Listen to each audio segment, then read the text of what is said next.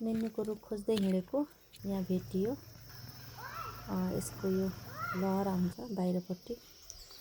ल हेर्नु, यसलाई निकालेर मैले घरमा ल्याएँ अनि यसरी कुटेर राखेँ।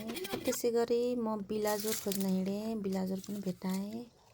यसको नरम नरम मुन्टाहरू टिपेर मैले घरमा ल्याएँ अनि यसरी राम्रोसँग यो दुवैलाई सफा गरेँ।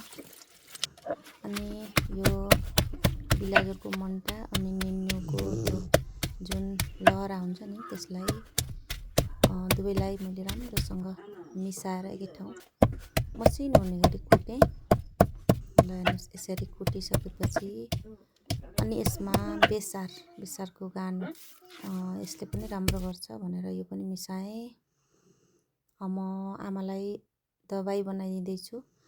यसमा मैले चामलको पिठो राखेँ अलिकति, अनि नुन राखेँ अलिकति, अनि यसलाई राम्रोसँग मुछेर मैले यसलाई रोटी बनाउँदैछु।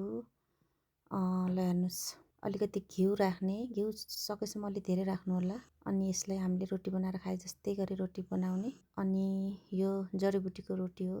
यसलाई यसमा औषधि छ, औषधिको काम गर्छ यसले। आमालाई अलिकति सन्चो छैन, त्यही भएर मैले यसरी रोटी बनाएर आज आमालाई दिएँ। मिठो पनि छ यो।